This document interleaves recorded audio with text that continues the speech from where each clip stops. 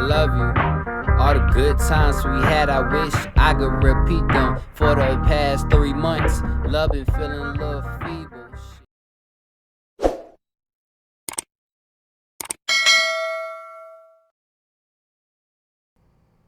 Welcome back. Let me restart the video because Mom, I was looking for a charger and I was in the bathroom and I left the bathroom and she said, "You know how the remote thing? Now people be like, 'Hey, you got my remote. You have the remote. Stand up.'" I'm like, "I don't have the charger." Come to find out, it was just sitting in the bathroom. Let that sit with you. Literally for the past 10 minutes, we trying to look for this charger. I was like, "Mom, I don't know where it's at." I'm not gonna do the introduction. Black dude, Optimus Prime, rock. Yeah, I did this like 3 times. I'm not doing it again. Let's get into it. Who is Sir Baudelaire? Tyler Baudelaire. Call me if you get lost. Explain. Let's get into it. Let's go. Tyler, the Creator, introduced us to a brand new era with nothing but a number: 855-444-8888. When calling this number, you'll hear various samples including his mother, going over childhood stories of Tyler. Not long after, we were presented with Tyler's ID, which pays homage to the Old Dirty Bastard's ID card, off of the Return of 36 Chambers. This piece of ID looks awfully normal, including Tyler's age, infamous signature, and ID photo. But there's something missing: his full name. Rather than Tyler Okonma, the name written is Tyler Baudelaire. When I first saw this, I could tell that Tyler was looking to explore a new ego or character to channel creativity with his music. Anyone can see that Tyler was pursuing a new version of himself through this brief Instagram post over the past year. He even changed his name to Tyler Baudelaire much before the album was announced. But that brings us with the question of, who is Tyler Baudelaire? Who is this new Italian traveling persona that we're adventuring through Call Me If You Get Lost? This extension of self is not entirely surprising, as we've seen Tyler take on personas throughout Bastard, Wolf, and Goblin. The album starts this persona quite explicitly with the title track Sir Baudelaire. We collect our important keywords of the album throughout this track as we're introduced to our high-class traveling persona. With very simple research, I found that the very famous Baudelaire goes by Charles, a famous French poet. His works include the themes of romance, escape from the physical world, and desire for the infinite, which is the bottom line of what he represents for Tyler within this album. Tyler uses his character as an extension of oneself, an alter ego, where he can use this opportunity to channel distinguished and more creative writing. Tyler posing himself as this character is not out of the blue. Like stated before, it's an extension of who he is, existing aspects that he wants to shed light on for us. And if not existing, this character can fall under something as aspirational, which he sees his most ideal self as. The song samples Atmosphere's Lifter Puller, off the album Seven's Travels, where Atmosphere's Slug uses this album as an expression for travel, pouring his feelings in how he's traveled to The race car drivers are back once again. Like, they just zooming down the road. Like, it's this big old, road, at least at a highway, like down that way. And it's just, they just be zooming at night. I don't get it. But I'm listening. I can't believe he changed his name, but he did change his name. That's cool. Many strange places, but to all he has seen ultimately gives him the better expression of himself and home, making the sample quite ingenious, being produced by Tyler and conductor Williams. This track also creates an importance because of the frequent mentions of passports and how they're stamped up or looking thick, which is reiterated importantly throughout the album. Corso foreshadows a love story that runs in parallel with the traveling throughout the album, where we're introduced to a romantic mishap, where we're hinted that she doesn't pick him in the end. Well, in the next track, Lemonhead gives us more excitement before we dive into Tyler's adventure. A verse that ties into his Baudelaire ego is where he states he's the first person to put a bike rack on her rolls. What's Your Name further introduces this girl that Tyler is chasing. What's interesting in the accompanied video is it all seems like a fever dream. How Tyler would ideally imagine introducing himself to this girl, heightened confidence in a dreamlike scenario, leading into the inspiration of Baudelaire in Lumberjack. In Lumberjack, Tyler is doodling the album cover, which is a passport, and looking at Italian Formula 1 race cars, almost like he's manifesting of who he really wants to be. To me, the scene acts like a prelude to the album. The next scene shows a bike with the writing Baudelaire along the side. If you're familiar with Tyler's past, you know about his BMX named Slater, his beloved bike which accurately resembled his style. The same clearly goes with this bike and present day Tyler, especially whenever he paints his nails the same color later in the video. Everything before Lumberjack to me is nothing but manifestation, symbolizing the idea of being free and breaking into the full character of Mr. Baudelaire. What distinguishes Indian food is its magical use of spices. You heard that This beat? all leads into one of my favorite Kinda lines. groovy, We just bro. landed in Geneva. Yeah, that's in Switzerland. We on a yacht. A young lady just fed me vanilla ice cream. They've made it. Whether we're in Tyler's daydream or physical reality, the use of his passport is in full effect. He's traveling the world. On Massa, the symbolism of a passport and opening up your perspective is reiterated through the introduction, where Tyler states, "The greatest thing that ever happened to me was being damn near 20 and leaving Los Angeles for the first time. I got out of my bubble, my eyes just wide. My passport is the most valuable," as the line cuts off. Traveling opened his eyes to the world. He was able to exit his bubble and indulge the beauties of the world around him. Ending the intro with "my passport is the most valuable," which leads into the different perspective throughout the song. A note to take in through Massa is confidence. Although he's always been confident, he praises himself to where he's become. DJ Drama reinstates the album's thesis through saying, "A vision you have to understand from perspective. A perspective that you can only find out by understanding oneself." Continuation of confidence is trickled down through the album, originating from Hot Wind Blows. But it's important to note that Tyler has always been confident.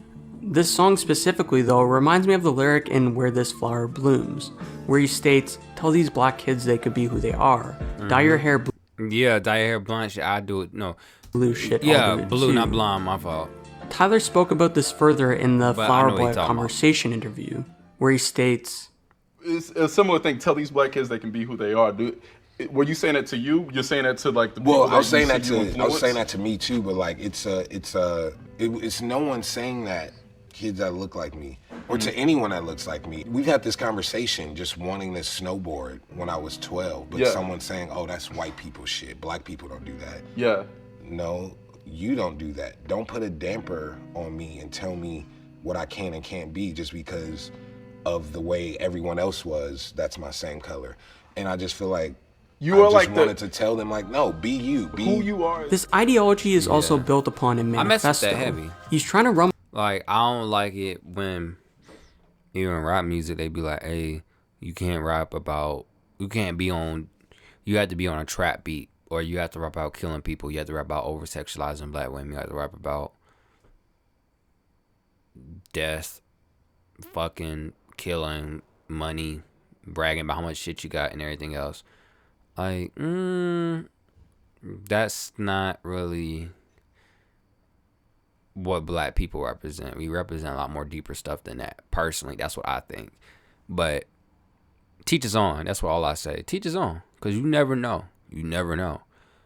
I would just say that's ignorant. Whoever is black, that feels like you're supposed to be in a certain bubble.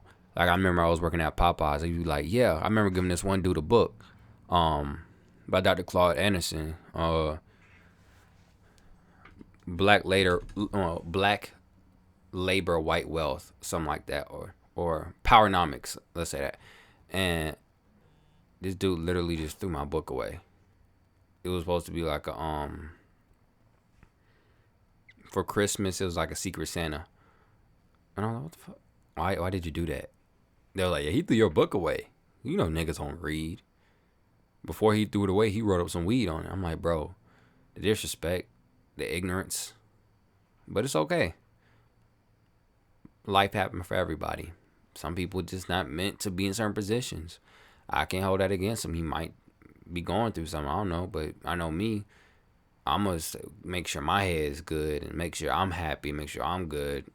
You know, like, I don't get why some of my people are like that, just ignorant, just to be ignorant. I never understood. I never understood that. It never sat well with me. But with that being said, I'm sorry for rambling. Let's get on to the video.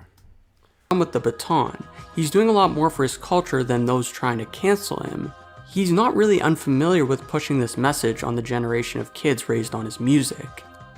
Nearly 8 years ago on one of my favorite songs, Rusty, he states, "I try to tell the kids like fuck it, start being yourself." Which I strongly believe is a theme from Tyler throughout his career. From Bastard to Call Me If You Get Lost, the only real difference is how he expressed it. The 10th track, like on all of Tyler's projects, loops back to the peak of romance that Tyler is experiencing. The first half of this song revolves around the pure infatuation for this girl. Next thing that he knows is that she chose his friend instead of him, splitting the album between infatuation and the stages of heartbreak, which leads to turning to the one closest to him, his mother.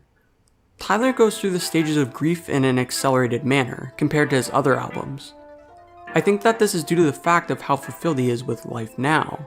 Literally and metaphorically as shown through the album, the world is his. He realized how blessed he is, patting himself on the back for the well-renowned accomplishments such as Golf Wang, La Fleur, Converse, Gucci, and the great success of Camp Flog Gnaw so far. Of course, extending on this idea with a little less humble juggernaut, that he really does have it all, boasting the monetary results of the previous track's accomplishments.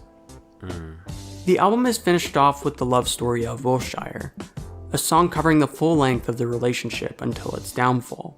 He concludes this by saying it's nothing but a chapter in the book, expressing that creating a song as a form of expression helps conclude what has been done. Which leads to Safari. Tyler finishes off the album rapping about the safari of life he's in, concluding with the beauty of experience, bringing back the symbolism and importance of his passport, while expressing how far he's come. Call Me If You Get Lost is finding yourself through experiences, in the metaphor of travel. Tyler was lost and found himself. Call him because he's been there, he's done that. He even said that the best thing he's ever done was travel. This all ties back into the first sample of the album, where Slug from Atmosphere gains experience of the world through traveling, only to come home and know more about himself than ever. Sonically, it's easy to see that Tyler has never understood himself more. This album feels like Goblin or Bastard, but through an articulated lens. There's now substance to the lyricism. Over the past decade, it's been wonderful seeing Tyler grow, and this album complements his maturity greatly. It feels like we're traveling with him to a different experience in life. One thing that we can all take away from this album is to seek the unknown, use your passport, and find more about yourself. We ever get so lost in the shells of our reality, and it's very important to grow. So whether it's one town over for the weekend or planning a trip for your lifetime, what's stopping you? The world is yours, and this is your sign to go get it. Thank you guys so much for watching, and I want to hear where you rank Call Me If You Get Lost in Tyler's discography. I rank that right under Igor. I feel like his best work was like Flower Boy, Goblin, Flower Boy, Igor, Goblin, Flower Boy, Igor, Call Me If You Get Lost, Goblin, Cherry Bomb, and Bastard. Flower Boy, Goblin, Flower Boy, Igor, Call Me If You Get Lost, Bastard, Goblin, and Cherry Bomb. Yeah. That's it. I don't know.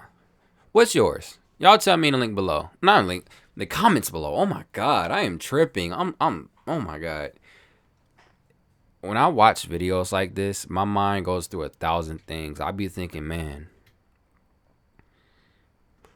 how would someone do this if this was me? I want to make music so people could like do reviews like this on it to explain what I'm talking about, explain what I mean. Then I start thinking about the quality of the beats that's in the background. I'm like, man, I need some producers to make that. Or I need to learn how to make that. I'm listening. I got all these other things going through my head besides watching the video. And then I looked over here because the light just looked beautiful. And why not look at the light? It's light, you know. Then I was looking at my inhaler because it was cool color. I like that color. But yeah, that being said, be sure to like the video. Y'all tell me y'all best part, y'all favorite album from Tyler Creator, and rank it. Rank all his albums. Let me know. Links below. Stay tuned. Peace. Mario the poet.